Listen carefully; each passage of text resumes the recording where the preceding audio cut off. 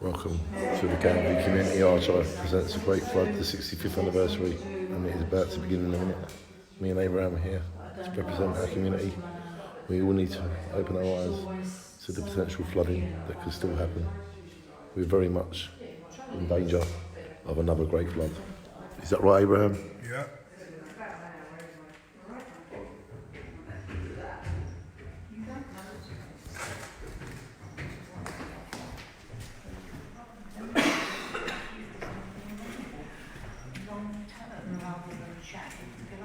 Good afternoon, everybody. Thank you so much for being here today.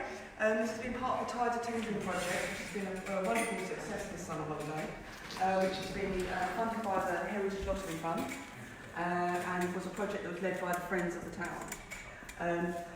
They managed to do some wonderful research and was able to work alongside with Canvey Island. There's a lot of help and support was given by Canvey Island towards the project. So we thought we'd take you on and ask the Canvey Island Archive to come and speak with us today. So I'd like to introduce Canvey Island Archive, and I'm going to let them take it from here because they know a lot more about this than myself. So please enjoy the talk, and if you need to go to the toilet, there's a key downstairs, come and grab it from me, and you can go. Thank you so much. Thank you. All right, thank you. Well, welcome. We have a creme de la creme audience today, which is rather wonderful. It's a bit more like talking amongst friends than sort of doing a presentation. So no, it's going to be all new to me about Canvey. Oh, well, there you are. We'll see if we can inspire you. Okay, before I start,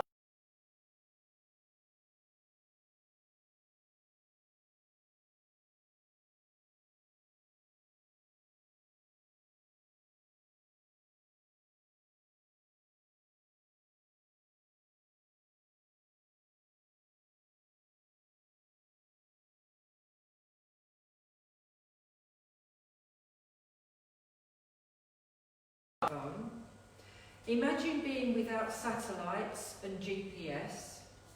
Imagine a time where no such thing as the internet existed, not even in science fiction. Hold those thoughts until later in the presentation when I'll remind you of them again. Disaster was on its way, not just for Canvey Island, but also for a lot of other places too, such as the Netherlands, Belgium, Scotland, and the east coast of England. The impending disaster had its beginnings on the other side of the British Isles.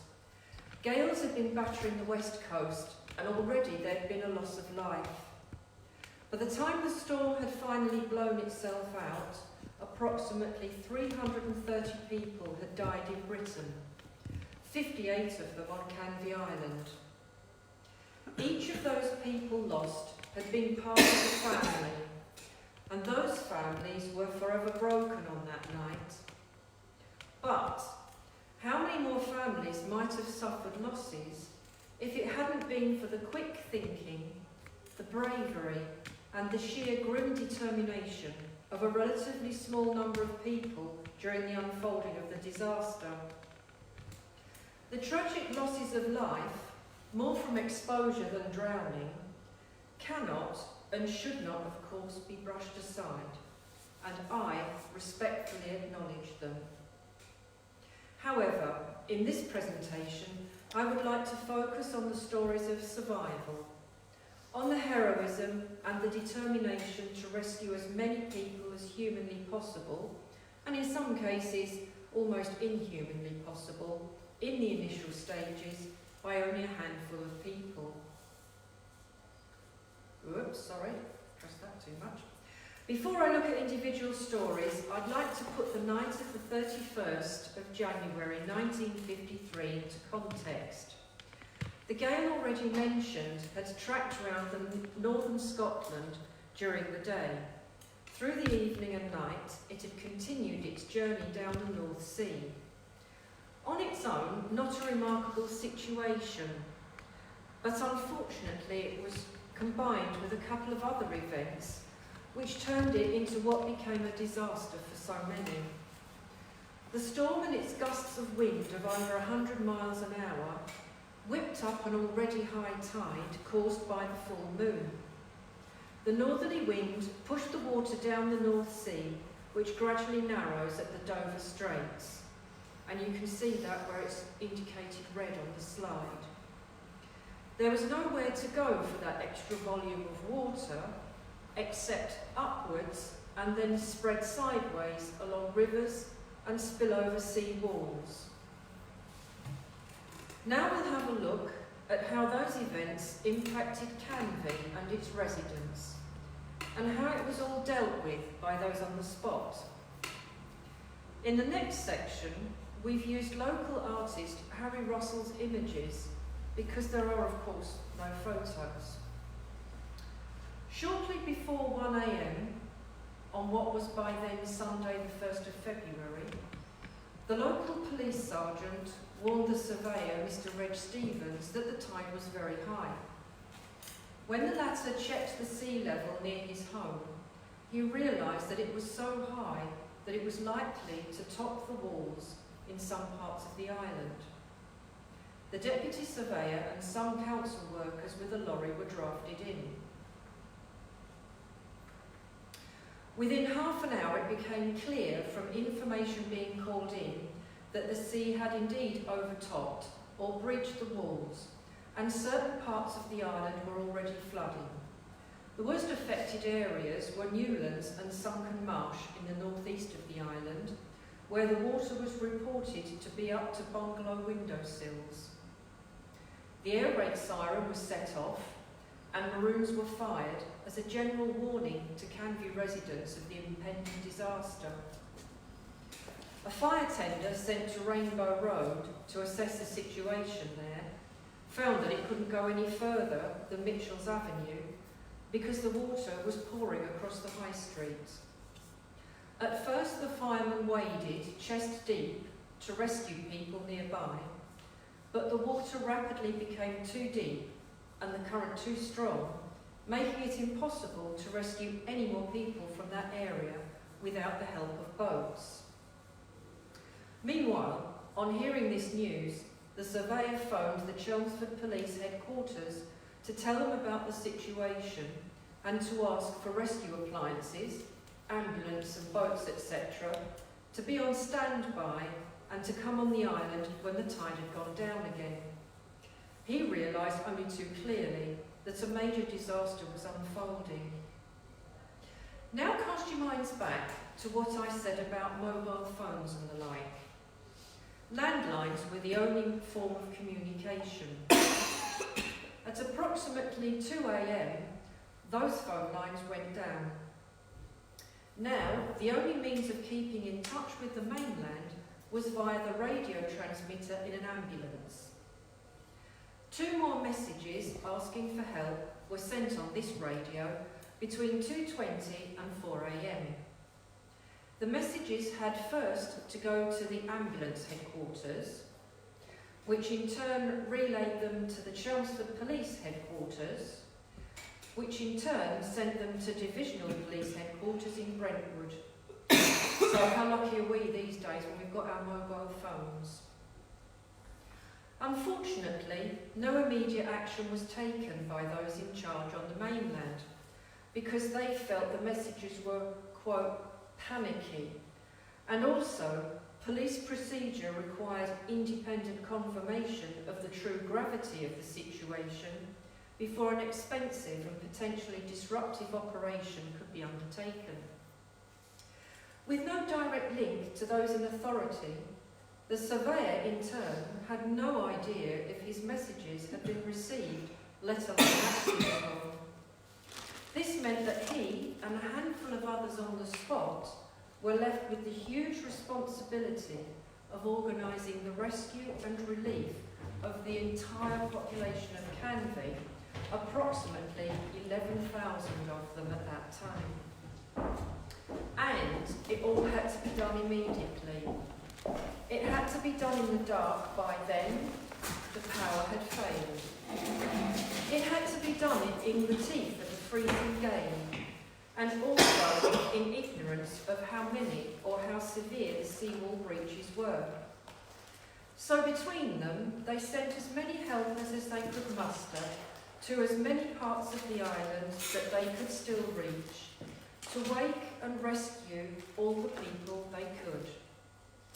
Then they arranged for as many vehicles as were available to take those rescued as quickly as possible to the mainland and to safety, where temporary refuges had been set up in Benfleet schools. It wasn't until 3:40 a.m. that the Canvey police sergeant was able to cross the bridge into Benfleet and, using a public phone box, told the Hadley police about the severity of Canvey's plight and that 3/4 of the island was underwater. Those in authority at Brentwood now had the confirmation they required. One from the Hadley police and the other from the Pitsea area police car, which had arrived in Benfleet at about the same time. Shortly after 4 a.m, the rescue operation from the mainland swung into action, with ambulances, lorries, amphibious vehicles, fire tenders and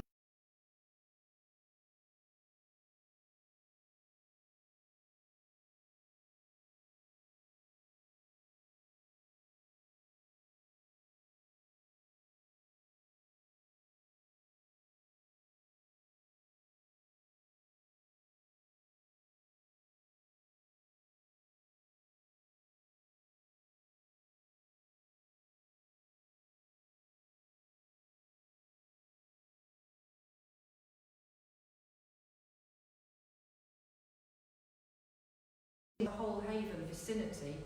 It couldn't rescue anyone because the sea wall couldn't be reached by the evacuees as the water was so deep behind it. And that's mainly because behind the main sea walls there's a ditch that takes excess water, so the water would have been even deeper there still. So that was the situation seen from the point of view of those in charge of the rescue on Canvey. Now let's look at what was happening to the ordinary islanders caught up in an extraordinary and in some cases a life-changing event. Derek Lynch's father Albert was one of the men of the Essex Rivers Catchment Board responsible for the sea wall in the Tewkes Creek area.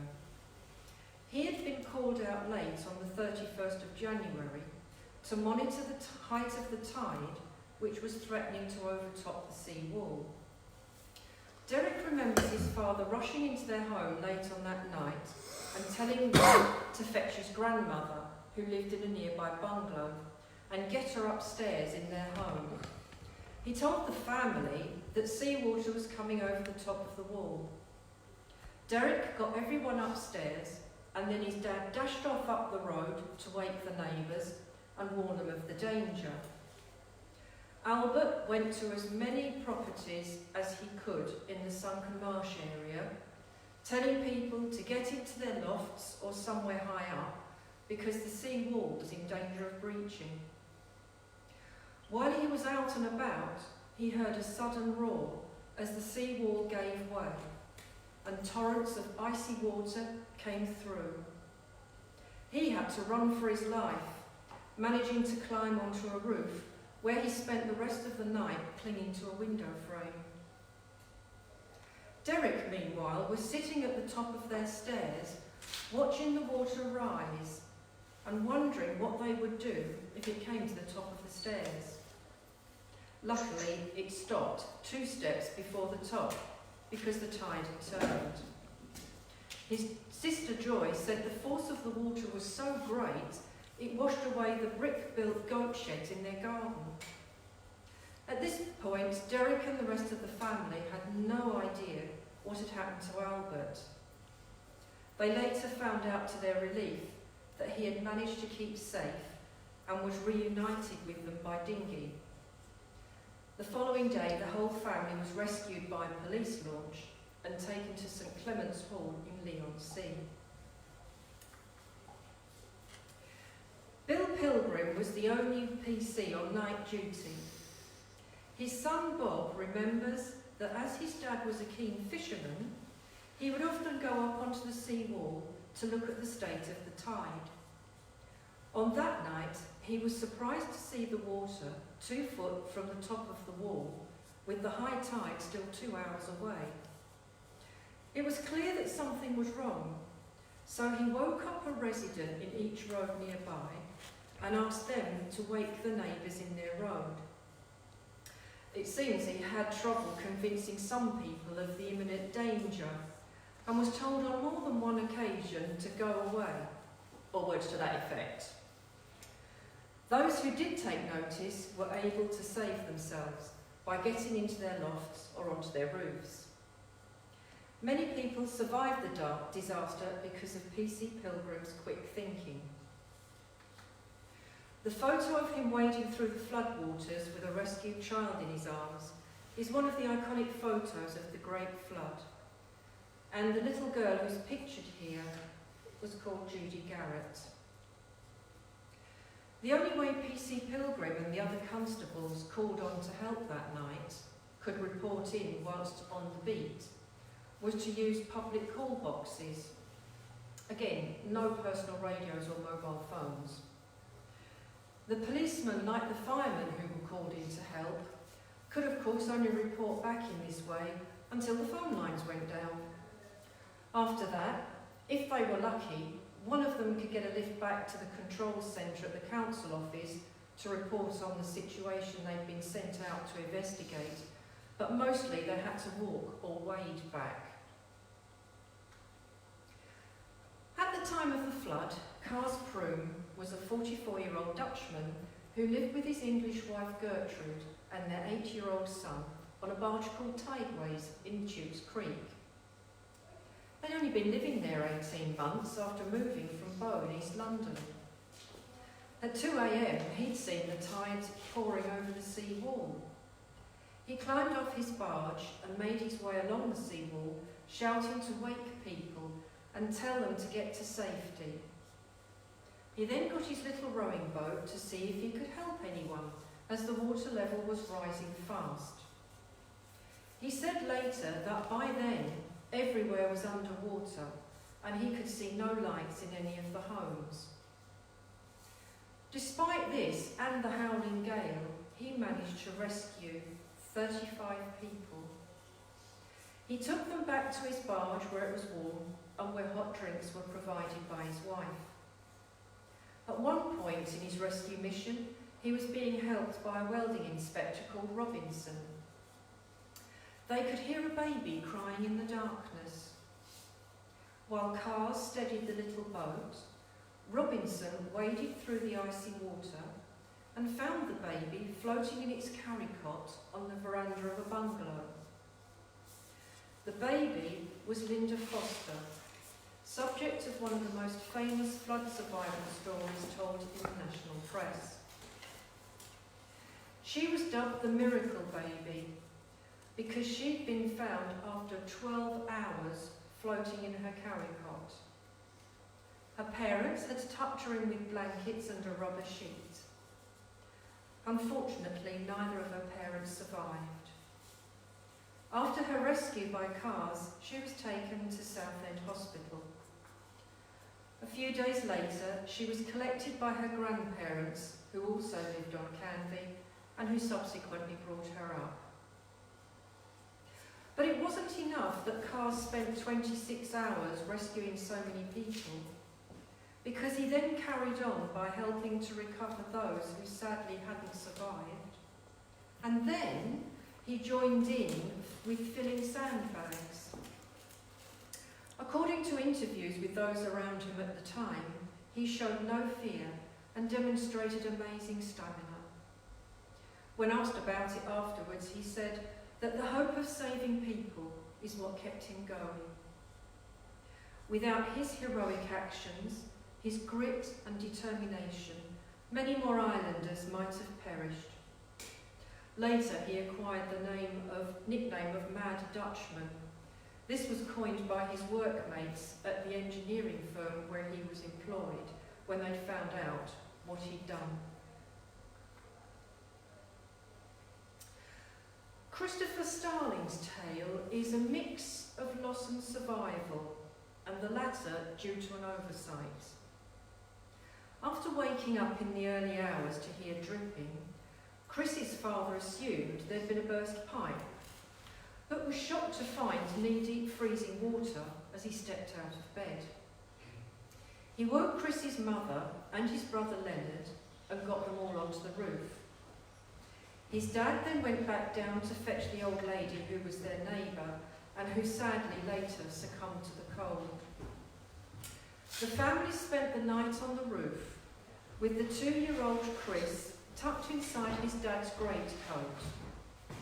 A boat eventually came to rescue the family, but there wasn't room for all of them, so Dad stayed behind.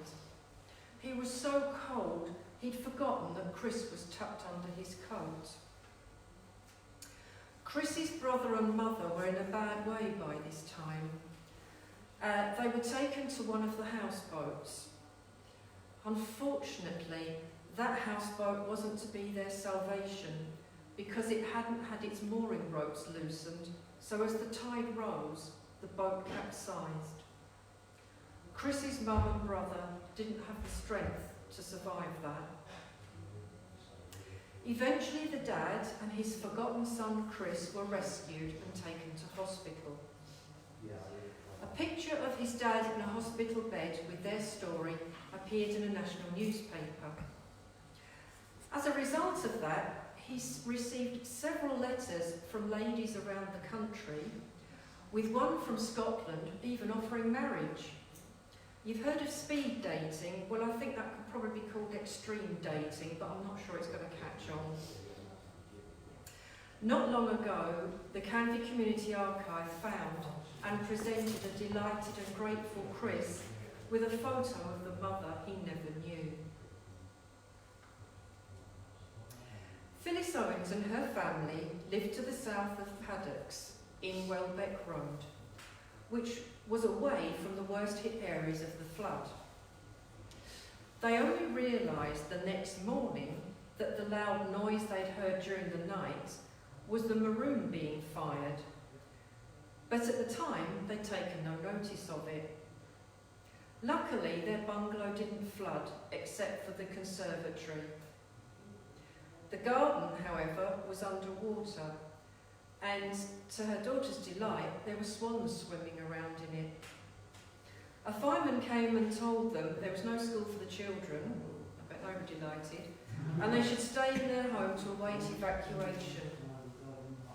Phyllis was worried as the day wore on and darkness fell that they wouldn't get taken off the island to safety. She was keen to get help for both her husband, who was ill with the flu, and her mother, who lived with them. In desperation, she took a lighted candle and a packet of Tide soap powder, and at a window facing across the paddocks to Long Road, she spent half an hour signalling SOS. SOS.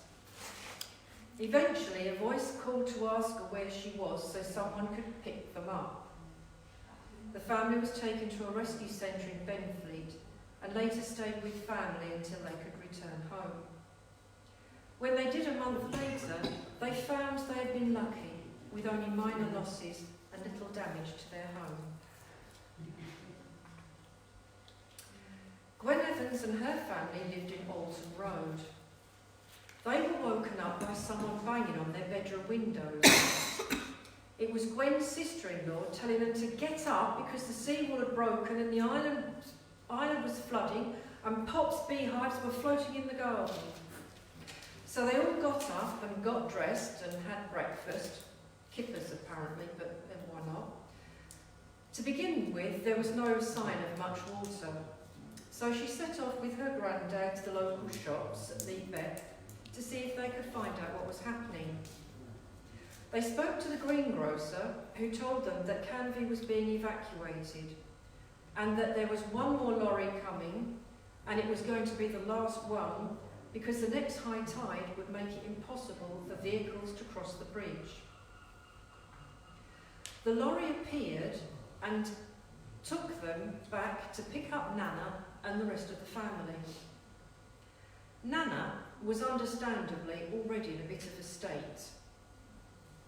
In the meantime, the water had risen a fair bit, So one of the soldiers, who was only about 5'5", went to fetch Nana to the lorry. He had to wade through the water with her on his back. The family recalls that despite the dangerous situation they were in, the image of Nana in her big fur coat, clutching a big bag and clinging to the back of the little soldier, was very comical.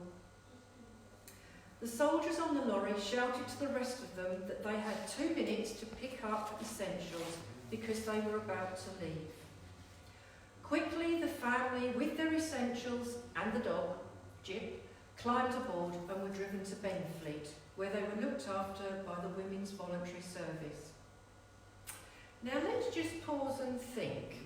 What essentials would you grab in an emergency? Warm coats? Yep. Blankets? Yep. Food? Yep. Here's what a couple of the Evans family grabbed in haste. A hot water bottle. Yeah, okay, that's fine, makes sense. But what about curlers, a packet of purse and an alarm clock? Not sure about that. Now this little girl, who's being carried to a bus which will take her to safety, has got her priorities right. She's made sure she has her dolly. Also, people wonder what the children thought of it all. Having spoken to a number of people who were children at the time, it seems they didn't really perceive the seriousness or the danger of the situation, and mostly thought it a big adventure and a brilliant excuse to miss school. June Larman lived with her parents in a bungalow in Rose Road. During the night, like so many others, she was surprised when woken by the sound of water. She got up, opened the kitchen door to investigate, only to let all the water flood in. She woke her husbands and 2 sons. They dressed, and within about half an hour, a car came and took them to Benfleet Junior School. As people arrived at the school, their details were registered and chalked up on a blackboard, which you can see on the screen. Terry, her brother-in-law, saw the picture, recognised their name on it, didn't read the accompanying article, and so assumed it was a list of those who had perished. He came haring down to Canvey in a state of fear and panic to find, to his great relief, that the family was in fact safe and well. Valdine and her 11-year-old brother lived with their family in Concord Road in Winter Gardens, in a bungalow which had upstairs bedrooms accessed by an outside staircase. On Sundays, it was her brother's job to get up and make the tea. When he opened his curtains, all he could see was water. He shouted to his mum, "Mum, it ain't half been raining hard." When everyone was awake, his dad went to London stores as usual to get the paper. Here he was met by police, firemen and some of their neighbours trying to help those in need of rescue. The police told them they must get off the island before the next high tide. They picked up what they could carry and walked to Benfleet Station and then travelled on to Family and Plaistow. Their father stayed behind with a couple of other neighbours to help with the rescue and recovery. They made a temporary home upstairs in the family bungalow until one of the neighbours became seriously ill with a suspected appendicitis and they were all forced to leave. The vice president at that time of the Canvey's Women's Institute lived in Oxford Road, south of the High Street. She wrote an account of her experience, which I'll now read to you. "I had been to a wedding and came home and got to bed when I heard the fire warning. Or so I thought. Next, I heard knocking on the door and someone shouting, 'Get up, get up.' I came to the street door, and as I opened it, in came the water. I asked, 'What's wrong?' and was told the wall had broken open. I asked, 'Which wall?' and he said, "Chooks Creek, now get dressed as soon as you can." Well, I did what he told me, but the water was still rising and it was bitter cold. So I got onto the table which I had pushed against the wall. Water was still rising, then the mats began to swim. Then the footstool started to dance, and then 2 chairs. A voice called through the letterbox, "You all right? Where are you?" I said, "Sitting on the table." "Well, stay there," he said. Then the water stopped rising. There was 3 feet of water in my room. That lady, who had spent hours perched on the table in the dark and freezing cold, was a widow of 80 years. And if you have a look at the slide, you can see the really bizarre effect that where the water is in the bottom left-hand part of the picture, that is actually land. And where the tide is out is actually the creek, where the sea should really be. Now follows the story of a lady who I'll mention again later on in connection with the Lord Mayor of London. At the time of the disaster, this lady of 70 lived in a bungalow that she had spent her life savings on, with the intention of spending the rest of her days there. She was happy in her wonderful bungalow and very pleased that she could maintain her independence despite her small pension. Then came the night of the 31st. She woke to find water seeping into her home situated in Sunken Marsh. The water rose and rose until she had to climb onto a washstand onto which she piled books to give her more height. There she remained with freezing water up to her knees until 2 p.m. the next day, when she was rescued by boat and dropped at the High Street. From there, she walked to Furtherwick Road. She was barefoot and only had her underwear on covered by a mac. She was taken by lorry to the Benfleet School and given a cup of tea and some second-hand clothes. Without money, she made her way via Benfleet Station to her sister's house in Leighton, where she arrived at 7 in the evening. After her first meal in hours and a hot drink, she was sent to bed. She was ill for weeks and devastated at the loss of her precious home and all its contents. But her story didn't end there. More of that later. Now you can see on this side as well, this lady's lost everything, including her shoes, but if you look carefully you can see she's cradling her cat, so she's rescued that. Bill Salmon worked for the London and North Eastern Railway, and once there he joined the St John's Ambulance Brigade as a volunteer. On the 31st he was about to go on duty when the sergeant at the ambulance station phoned him and said he was to go to Canvey. He gave him a rendezvous point, which was the council offices. Bill lived in Rayleigh at the time and had no transport, so he went to the London Road to thumb a lift.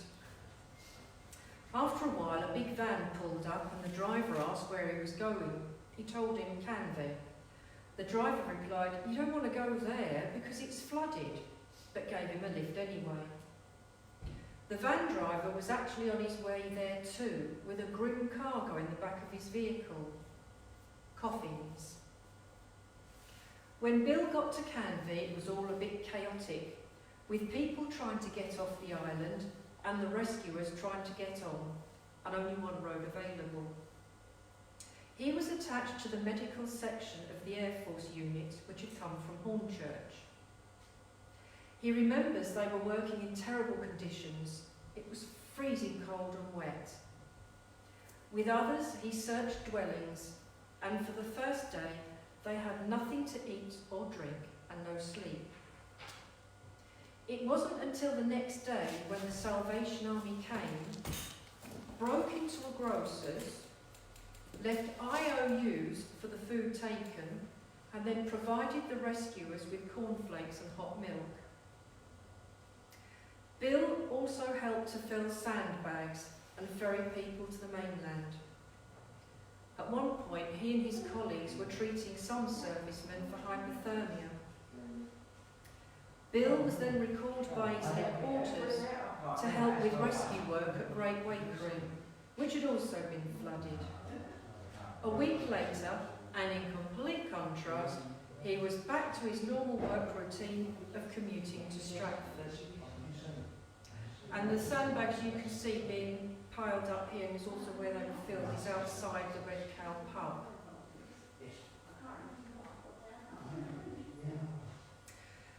George Hode was sitting down to Sunday lunch when his mother turned up on his doorstep, telling him that everything on Canvey was underwater and bungalows had floated away. While sipping a hot cup of tea, she explained that she'd woken up at 8 o'clock that morning. When she put her feet out of bed to get up, she was puzzled to step into water. At first, she thought it was the water tank in the kitchenette that had leaked, but when she opened the curtains, all she could see was water everywhere. She saw that some of the bungalows had water up to their roofs. She got dressed and went out onto her veranda and called out. To begin with, there was only silence, but then someone called back. A man in a rowing boat came towards her. He picked her up and took her as close to the main road as he could get. From there, she walked to Benfleet rail station and then on to her son's home. She was clearly in a state of shock and very worried about her jewellery she'd left behind, and even more concerned about her cat. George, being the loyal son, said he'd do his best to rescue both. He went straight down to Canvey, but wasn't allowed onto the island because the tide was coming in, so he had to return next day and try again. He left his motorcycle at Benfleet and walked on to Canvey, almost as far as the Admiral Jellicoe pub. Here he was asked to help with rescue operations, which he did for a while, and then he thought as it was getting late, he'd better do what he came for. He was rowed part of the way, but to actually get to his mother's bungalow, he had to wade through chest-high water. He found his mother's jewellery, and eventually he found the cat sitting on the toilet roof. He bundled the cat into a bag he brought with him. Soaking wet, and with a disgruntled and struggling cat in a bag, he walked and waded all the way back to Benfleet. At the Hoy and Helmet pub, he found the PDSA had set up a mobile unit to take in pets who got separated from their owners. He was told the cat would be taken to Ilford and looked after until his mum could collect it. When George eventually got home, he was so numb with the cold and wet that he couldn't actually get off his motorcycle. His wife had to come out and prise his fingers off the handlebars and his bottom off the seat. She got him indoors, took off his soaking clothes and started to towel him dry and to try and get his circulation going again. His mother came rushing in, looked at her half-frozen, shivering son, whose skin was white and wrinkled from being wet for so long, and said, "Is the cat all right?" And George probably said, "That darned cat," or words to that effect. This gives you an idea of the conditions that people had to struggle through. Even where there wasn't water, there was mud. A question often asked is, what happened to the animals during the flood? In those days, Canvey still had working farms, and the rescue and recovery of farm animals was the responsibility of the Ministry of Agriculture. But what about people's pets and other animals? Some, like the barefoot lady we'd seen in a previous picture, had managed to take their pets with them when they were evacuated. Some weren't able to because of the speed of the disaster as it developed. Was anyone bothered about those animals which were left behind and had survived the cold and wet? Well, yes, they were. An extract from a post-flood report by our Dumb Friends League and the Blue Cross stated, quite rightly, the lives of men, women and children in danger must be saved before those of animals. But just because human welfare must come first, this doesn't mean that animal welfare should come nowhere at all. The task of rescuing, caring for animals and reuniting them with their owners fell to the voluntary organisations of the Blue Cross, the RSPCA, the Animal Rescue League, our Dumb Friends League and the PDSA. As soon as evacuated people started arriving at Benfleet Primary Schools, a temporary animal rescue centre was set up there in a concrete floored cloakroom. I think we can all work out why they needed a concrete floor. On Canvey itself, a shed behind the council offices had been set aside as an animal refuge, and later additional premises opposite the haystack and in a resident's empty bungalow were also set up. Many of these volunteer rescuers were young people and teenagers. They returned time and again to the island under the supervision of an Animal League member and a couple of others who had brought lorries and an animal ambulance. As I've already mentioned, the PDSA had set up a caravan near the Hoy and Helmet in Benfleet with a mobile dispensary and a stores van to cope with the rising number of animals. According to one of the volunteers at the Haystack Reception Centre, many owners were actually fighting their way back to the flood to find their animals. But despite all that inevitable chaos and disorganisation, hundreds of animals were rescued and eventually reunited with their owners. Here are a few statistics to illustrate that and also give you an idea of the variety of animals dealt with. The PDSA's Ilford Clinic housed 64 dogs, 199 cats, 3 horses, 30 rabbits, 31 rabbits, 32 rabbits, 33, you get what I mean, 41 fowls, 2 pigs, 2 geese, 2 ducks, 2 budgies, 1 canary and a parrot. The majority of these came from Canvey.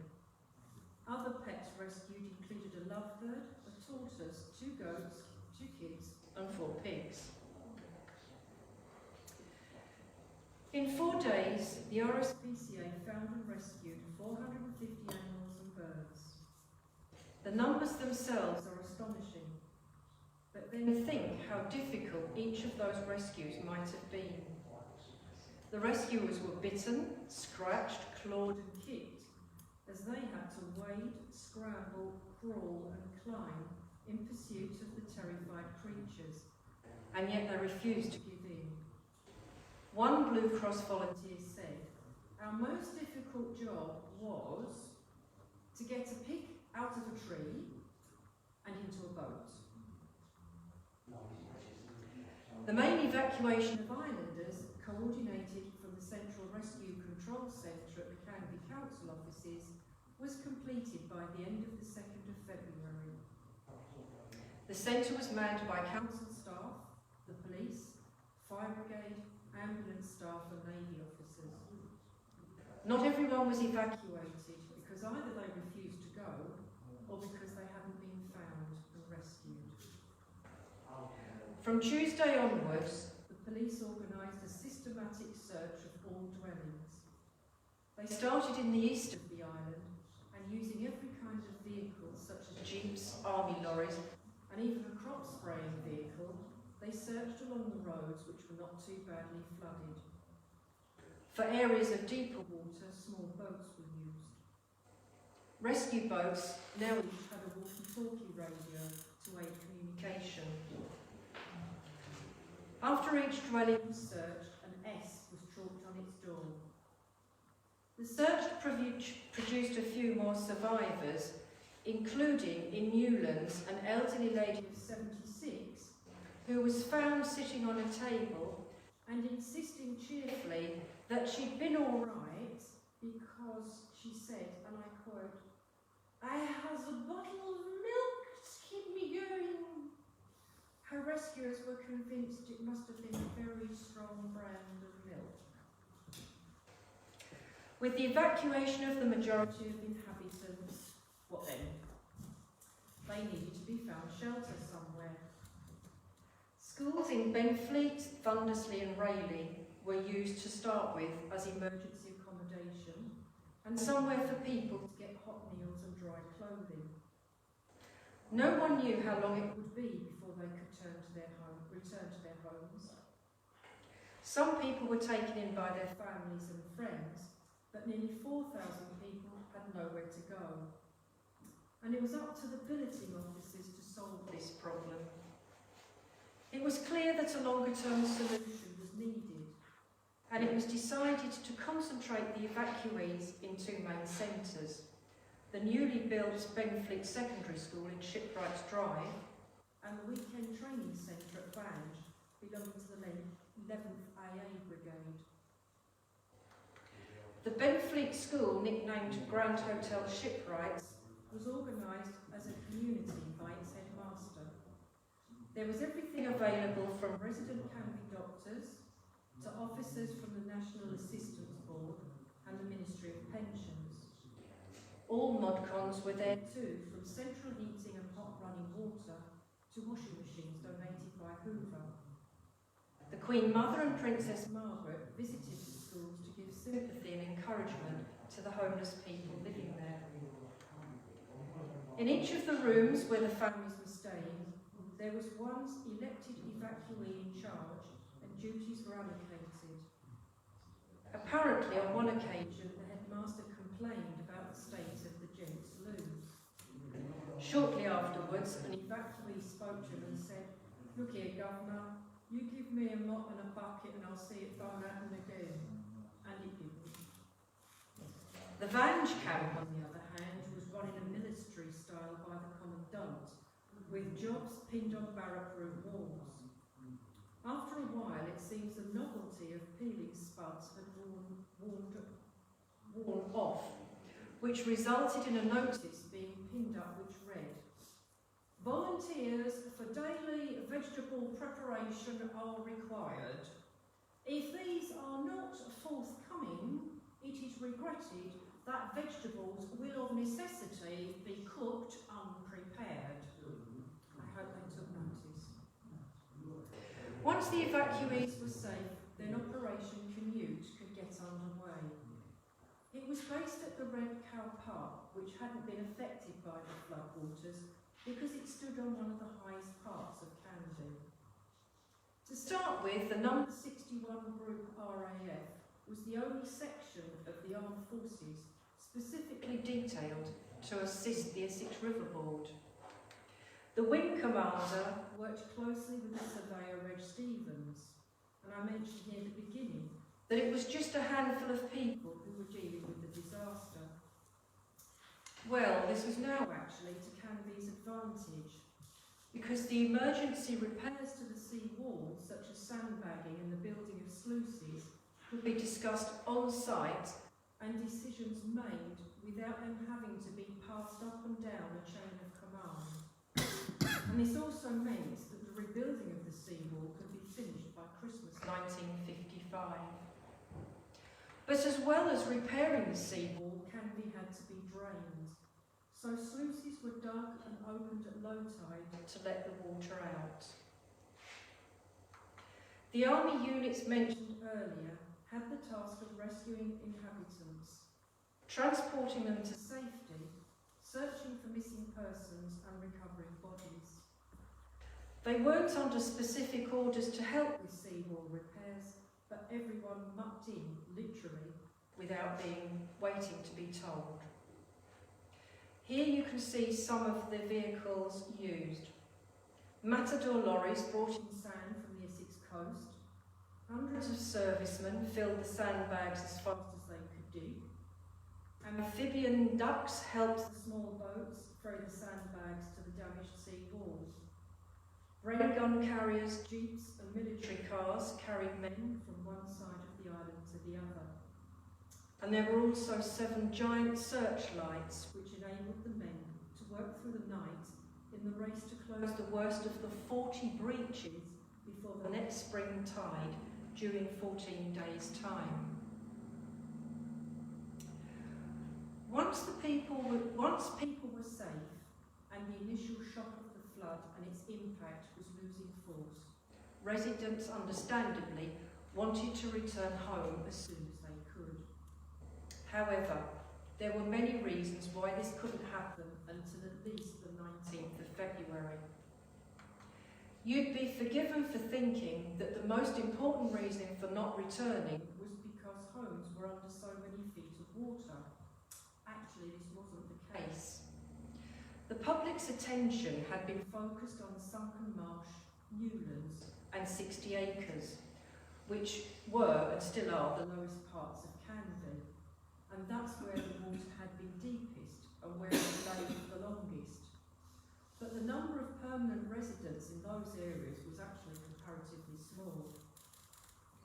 There were many more homes in other parts of the island where the water had only risen to a depth of a couple of feet, and still other areas where the water hadn't risen above floor level.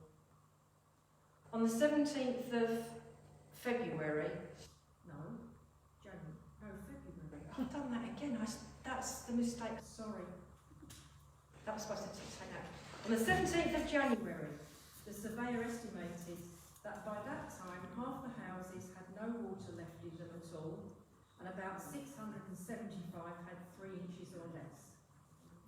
People were also discouraged from returning too early because the seawall breaches needed to be secured. It was also necessary for the mains water and sewage systems to be restored, as well as gas pipes, electricity and phone lines needing to be repaired. When the 14th of February high water passed without incident, and it was clear that the seawall repairs were well underway, more and more residents started going back to their homes. And here's a little anecdote, and I quote: "A party of 58 evacuees who were to be transferred from the Vange camp to the Benfleet Secondary School were temporarily mislaid because they had persuaded the driver of the bus officially provided for them to actually take them home to Canvey instead of to the school. Back in their homes on the island, they were happily setting about reinstating themselves while their lunch grew cold at the school and telephone lines grew hot, trying to find out where they got to." As residents gradually returned home, they were given a public health leaflet by the council outlining how to deal with flood-damaged items, from tinned food to block drains. When life started getting back to normal, people returned to work and children went back to school. But unfortunately, some children didn't, because they perished on that dreadful night. After the rescue and relief operations and the emergency repairs to the sea wall, came the start of the grand clean-up, Operation Mrs. Mop. I don't think we can really imagine the mess that floodwaters had left behind, described by one little boy as a stinky, slimy mess. When householders returned home, they set to work clearing out and cleaning everything, using the gallons of disinfectant and other cleaning products such as T-Pol detergent, fairy soap, Oxydol and Tide, donated by the manufacturers. Later, when homes had dried out, they had to be repaired and painted. But it wasn't just a case of drying out what had got soaked, because the water had been filthy. It had mud, salt, sewage and all manner of dead things suspended in it. So whatever had been submerged wasn't just wet and dirty, it was contaminated too. The worst of the damage and contamination was in the 2 areas of water had pooled the longest. Here, little could be salvaged. However, in less affected areas, it was possible to collect bed linen, pillows and blankets, and take them to a central collection point arranged by the WVS, who would then take it all to be cleaned and laundered. One of these collection points was set up by the local Catholic priest in his church. Council workers did their best to clear roads of mud and debris to make getting around the island a bit easier for residents when they returned home. Help came from all quarters. The Hoover Company had installed washing machines in the British Legion Hall, which were operated by the women's section of the Legion. And did you know that the Army had a mobile laundry and bath unit? Yes, they came from Borden in Kent.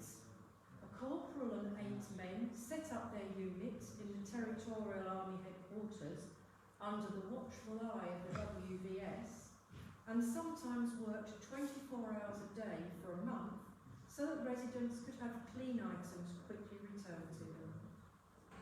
The Echo Wireless Company offered 100 of their staff to form a dustpan and brush brigade to help clean the homes of the elderly on Canvey.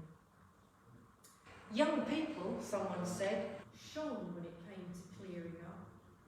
Their natural optimism and cheerful vitality did much to rally the low spirits of old people who felt defeated by the stinking wreckage around them.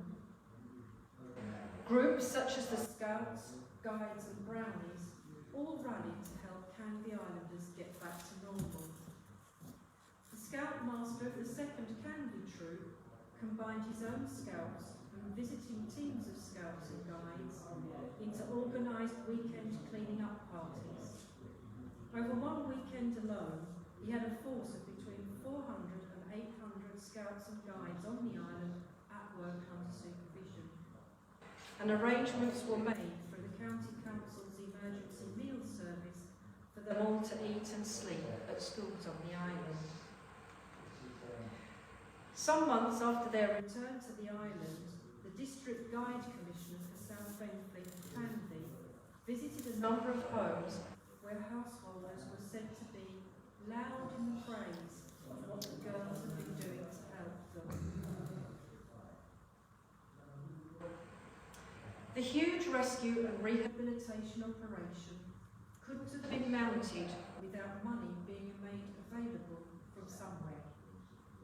The victims of the disaster couldn't be expected to foot the bill, and few people could afford to be insured, so where did the money come from? Rupert de la Bear, the Lord Mayor of London, launched the Lord Mayor's Fund on the 4th of February. A fortnight later, in a letter dated the 17th of February to the Home Secretary, he wrote that the total already reached was £2,749,000.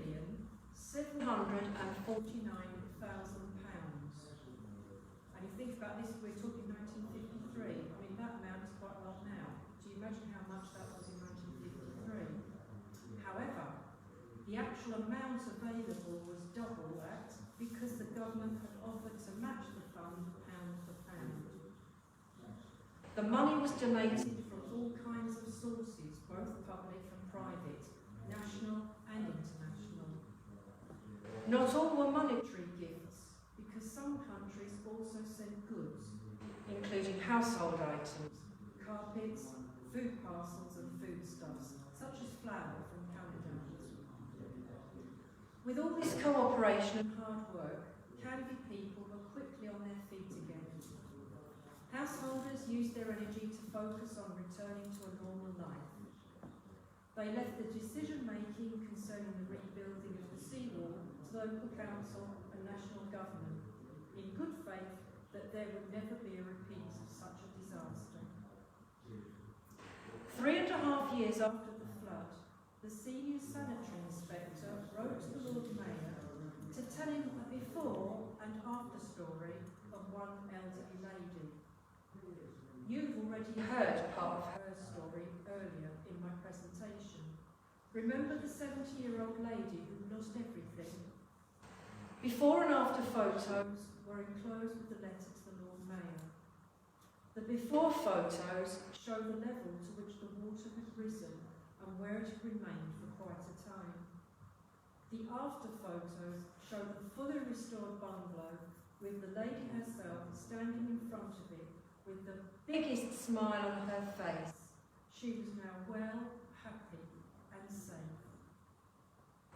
The sanitary inspector concluded the letter by saying, "She was just one example of all the hundreds of islanders the fund had helped." He thanked the Lord Mayor on the islanders' behalf, and I quote, "for initiating the fund and bringing happiness out of disaster." In conclusion, the rebuilding of the seawall was funded by the government. The new one was built 2 to 3 foot higher, with metal piles reinforced with old London tram rails, capped with concrete and faced by thousands of concrete blocks on the seaward side. This new sea wall kept Canvey safe until the 1980s, when the risk of rising sea levels and the building of the Woolwich Barrier meant that it was necessary to build an even higher and sturdier wall. With the completion of this new wall, Canvey Island can continue to securely support its thriving and independently minded community, because obviously without it, it would just be a soggy expanse of marshland. Thanks to the tireless campaigning of locals such as former councillor Ray Howard MBE, Canvey Islanders can feel quite safe from the sea. Although over the last couple of years we have had a few issues with the wrong kind of rain. We as Canvey Islanders continue to remind ourselves not only of the tragedies of the Canvey flood, but also of the unfailing willingness of individuals, whether ordinary folk or those working for the emergency and military services, who put themselves at risk in order to save others. After 66 years, Islanders are reminded that their community is still unique, close-knit, and able to draw on an underlying well of self-help amongst their residents when times get tough. This presentation about the Great Flood isn't just to inform. It's also given in remembrance, not only of those who perished on Canvey Island, but also those in the Netherlands, Scotland, and along the east coast of England. Quite a few of those latter places, such as Mablethorpe, Hunstanton, Felixstowe and Jaywick, have memorials dedicated to those lost during that time. Dover Court in Harwich had a crescent of 8 timbered houses built to rehouse flood victims, and they were a gift from the people of Norway. In the Netherlands, a flood museum was built as a national knowledge and remembrance centre of the floods of 1953. On Canvey, there was at one time a large oak plaque on the wall in the bar of the Canute pub. The Canute pub was originally the Red Cow pub, and after the flood, because it was the main place where it didn't get flooded, they decided to rename it the Canute, because if you remember him sitting there telling the waves to go back. And it reminded us that the pub had been used as the headquarters by those engaged in the epic defence and rebuilding of the seawall breached by the floods. But this didn't remember those who were lost. The first proper memorial plaque, which was dedicated in 1997, was to be found on the library wall. It was replaced in 2011. There's now an additional plaque to commemorate the 60th anniversary of the disaster. And finally, as the Jones Corner sign proclaimed in 1953, "Bear up, Canvey will rise again," and it has